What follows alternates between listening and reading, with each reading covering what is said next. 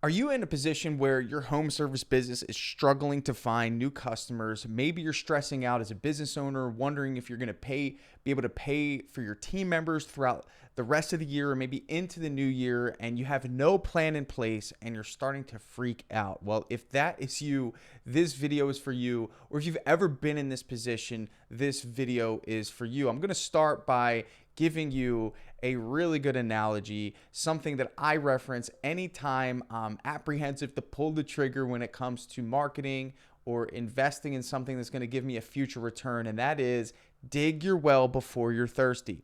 Or another one is the best time to plant a tree was 30 years ago. The second best time is right now. Ultimately, the best business owners are very innovative, and more importantly, they anticipate future in order to identify what they need to do now. In other words, the best, most advanced business owners are the ones that are saying, you know what, things are working well right now. I need to do something right now to ensure they keep working well, because I know that this luck or this good fortune is going to run out. And that is just a law of life. So ultimately, what you need to do as a business owner is you should always be putting away for tomorrow, even though today's going really good. And I've been in this position. I've had multiple projects as a 7-figure painting business owner that, really just ran off of luck. We had really good stretches of time where it felt like everybody was signing that contract. Everybody was agreeing to move forward.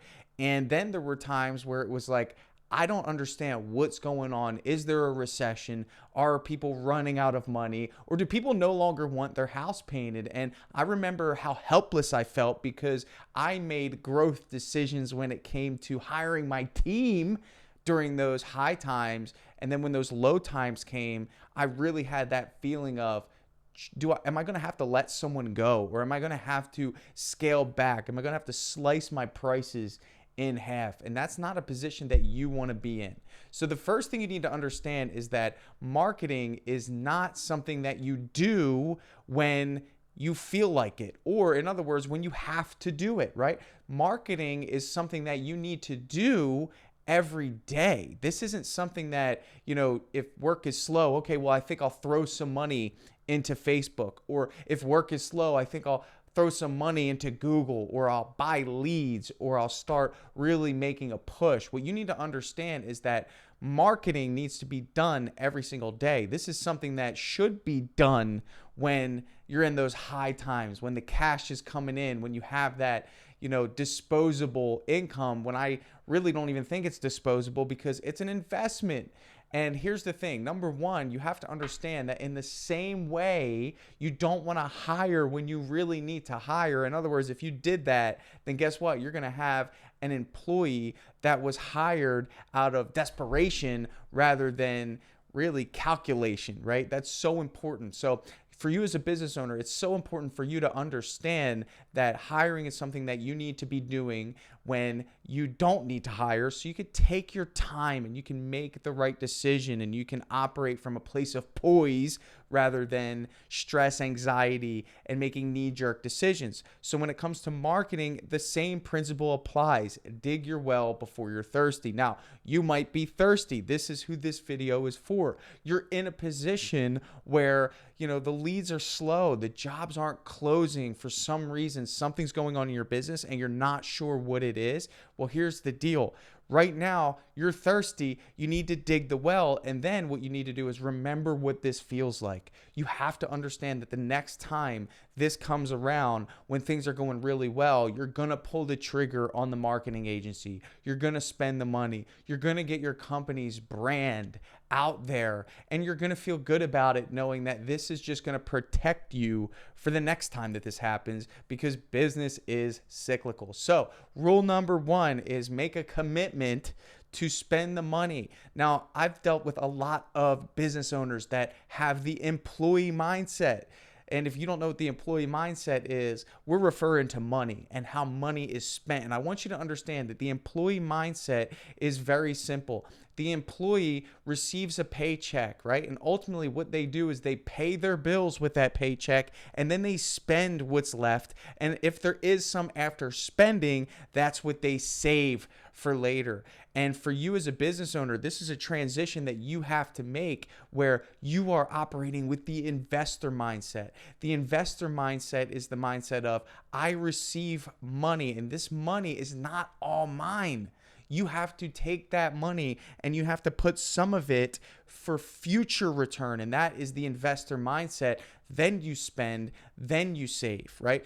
Ultimately, what you need to understand is that the investor mindset takes money, takes resources, and puts it back into the business. Now, I remember when I was first starting my business, I never understood what that concept meant, putting it back into the business. Really, what that means is that you're taking resources and you're applying them to things that are almost guaranteed or have a high chance of generating you a return. So for example, marketing. When we take money that we receive from a $10,000 job, not all of that is ours. We need to take some of those resources and we need to put them back into our marketing spend so we can get another $10,000 job, maybe a $20,000 job, right? But if we just take that $10,000 and we take it and we pay all of our vendors, we pay all of our bills, and then we pay all of our employees, and then we spend it on our own personal desires, and then we save a little bit of what's left,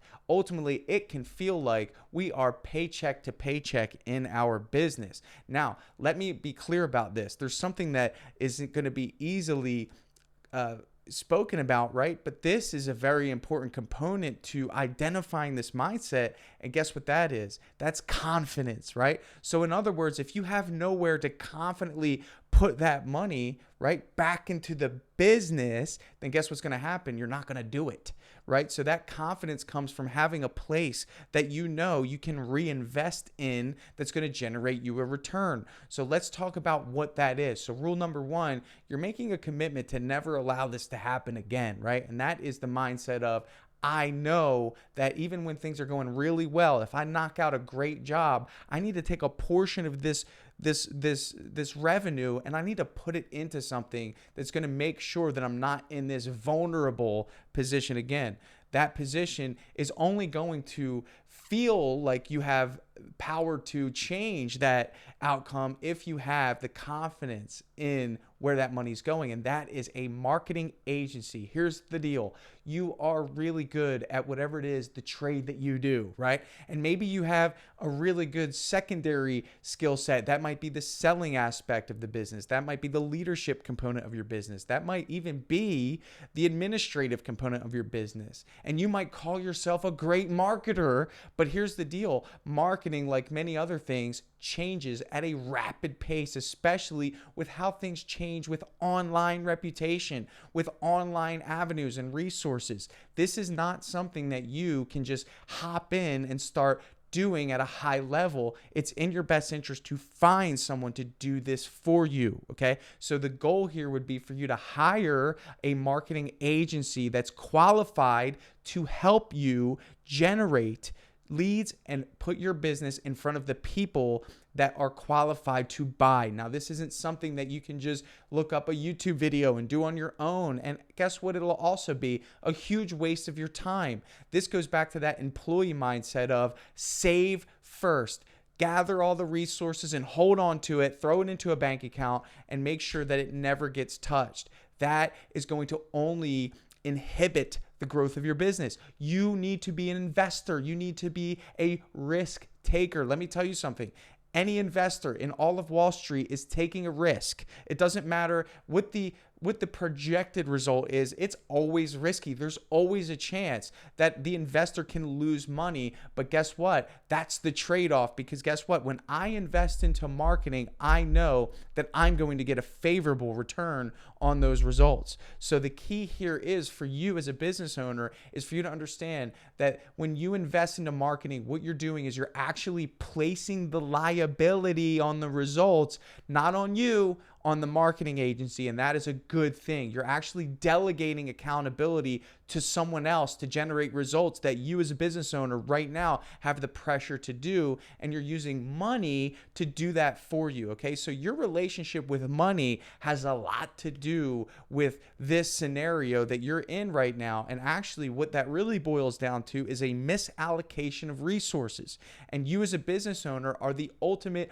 resource accountability individual in your business. That means that everything comes down to how well you manage and how well you allocate resources and how good you are at recruiting talent and how good you are at allocating resources to that talent to generate the result to ultimately grow your organization and your business, right? So really what it comes down to is how good of a marketing agency are you able to hire, and what you should be doing, and maybe I'll do another video on this, is how to vet a marketing agency, how to identify if they are a good fit. I'll tell you this, I'll give you one thing here. Do not sign any contract longer than 3 months. If a Facebook marketing agency cannot guarantee you results within 3 months, they're not a good fit for you. They should have a proven track record of results. They should have other individuals who operate in the same trade as you willing to give a testimonial. So make sure you ask for references. This is nothing to play around with, because ultimately what could happen is you get burned by a marketing agency and then you say, you know what, I'm never doing Facebook ads again. I lost my tail on that. And it wasn't the Facebook ads, it was the company that ran them or lack thereof. Very important for you. Okay, so now we have a couple strategies I want to recap. Number one, it's a mindset shift, okay? You need to understand that the mindset shift is you'll never allow yourself to be in this position again, because you're going to dig your well before you're thirsty. That's number one. Number two, it's so important for you to have the confidence in reinvesting resources. So you have the investor mindset. We are no longer just taking money and spending what we have. We're paying our bills and saving it. We have to understand that not all of the money is ours, right? And when we have a marketing agency and we vetted one to the degree of which, we feel confident, even though it's still risky, okay, it's still risky. That means that we can make an educated decision. That means we could take those resources confidently and give it to that marketing agency for them to grow those resources and give us consistent lead flow, okay? So now I want to pivot to the strategy that I want to give you right now. I don't know, you might be in that position where you can't see forward, right?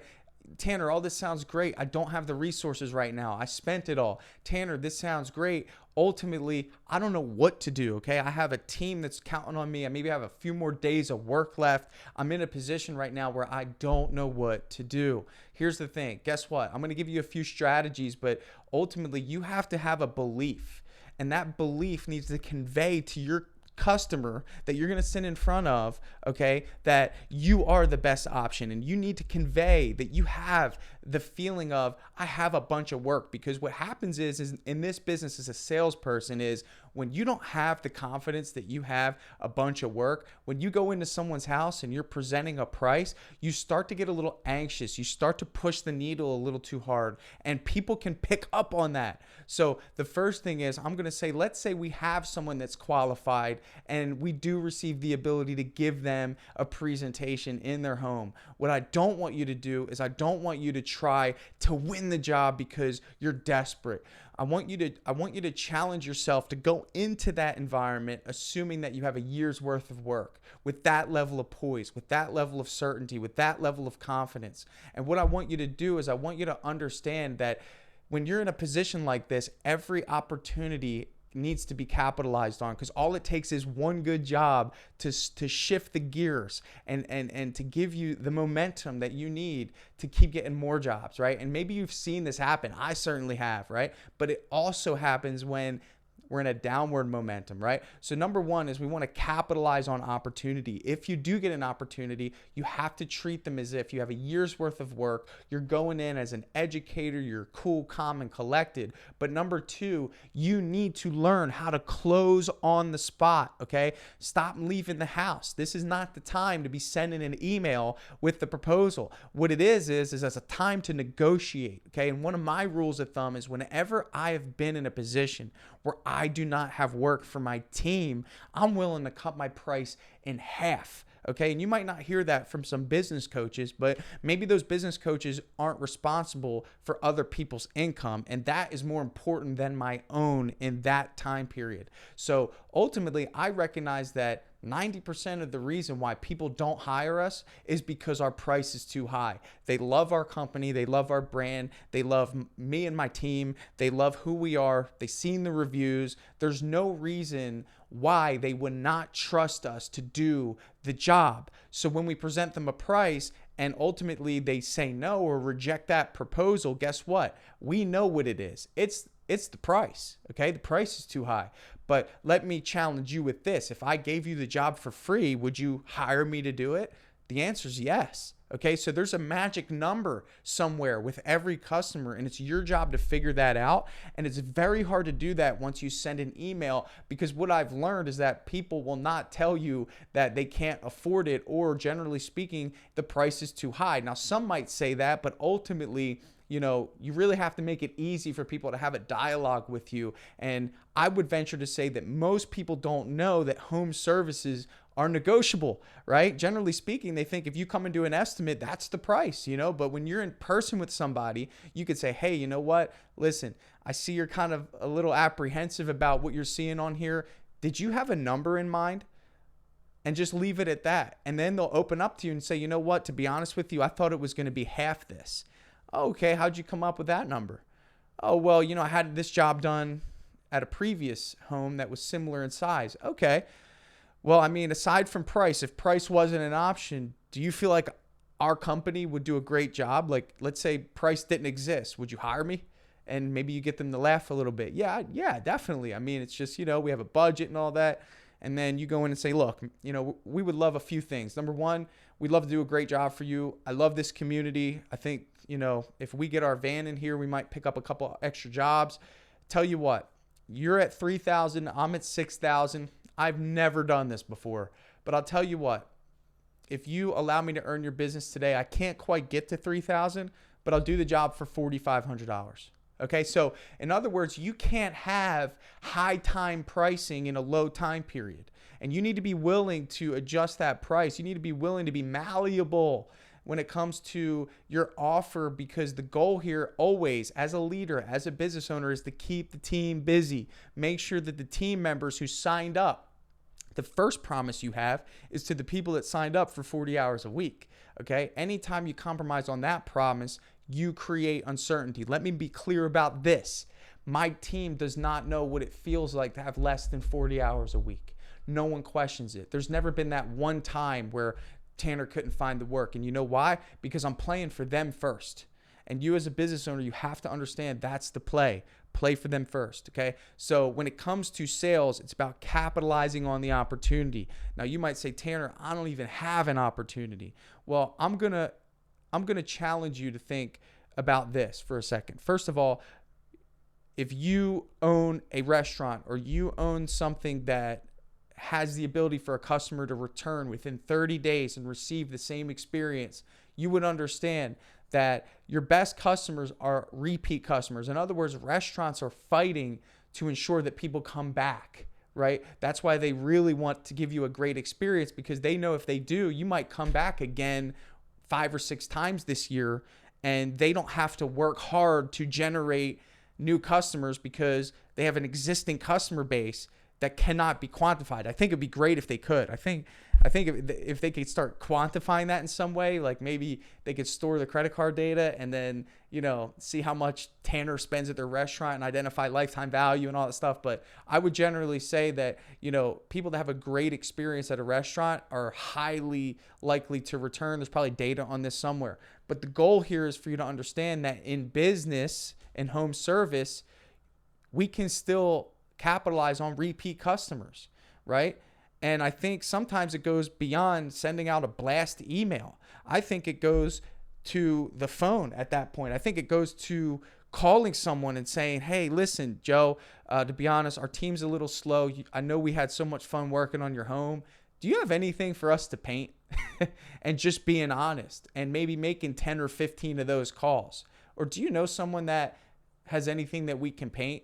I think sometimes there's this bravado that comes with being a business owner. But let me tell you something, especially with social media, especially with, being in groups about, everyone's showcasing their sales and everyone's, showing their metrics and maybe they're killing it. Dude, business is hard. 50, 60 years ago, being an entrepreneur was like looked on as like, you're scum, like you're doing what? Like, so now socially being an entrepreneur is this flashy thing, which is bad because the failures of entrepreneurship really never gets highlighted. But I'll tell you, I've been in deep depression about not finding work. I've been in deep depression about us not delivering promises. I've been in a deep depression about really missing deadlines and the stress of, not making time frames and all this. And I want you to understand that this is normal and it's okay to be vulnerable and have humility when it comes to your customers, because humility sells. Okay. Vulnerability sells. And whether you believe this or not, maybe you run into a customer that sees them in you when you make that approach, and they'll find something for you to paint. Let me tell you something right now. This room, honestly, like I've thought about painting. I don't want to paint it. Like, it's funny. I own a painting business. It's like the chef who comes home and like just puts in a pizza, But if I had a great experience with a painting business and they painted, let's say, the outside of this house, and he called me today and was like, "Hey, Tanner, listen, the guys are super slow. I could use a day's worth of work for them just to, keep busy. Do you guys have anything for us to paint?" Dude, I'd be like, "Yeah, come paint this room and like paint the playroom or paint whatever other room we got going on here. I could definitely use that. That would be awesome." Right? So in other words, like generally speaking, you have a desirable product, and ultimately, like, you never know. So tap into those previous customers. It could be a gold mine for you. Stop thinking you need to send out a newsletter and like a snooze-letter and like, get on the phone. Don't, look, I'm the automation guy. Like, yeah, DripJobs is fantastic when it comes to automated communication. There's a place for that, but you'll never hear me say that the phone does not have value. And guess what? Let me be also clear about this. The owner's voice on the phone has value. Okay. So gave you some strategies. I've been there. Couple things before we go. First, if you want to do a free coaching session with me, I call them the Business Breakthrough. You can find over 300 of those on my podcast, Contractor Secrets. Number 2, join my school community. There's trainings, there's courses in there for you to be a part of a growing community. There's an amazing hiring course. There's some sales training, some business training to really help you take your business to the next level. I'll drop the link below. And of course, if you are looking for a powerful CRM to help manage your business, to give you the tools and strategies that you need to get your business to the next level, to put your administrative side of business on autopilot and give you something where you can run your business in your pocket, sign up for DripJobs. There's a 14-day trial for that. I would greatly appreciate your support by helping us grow the #1 CRM in the world for home service businesses. My name's Tanner. Thank you for watching. If you want, check out the Contractor Secrets podcast. Make sure you like and subscribe. We'll see you on the next video.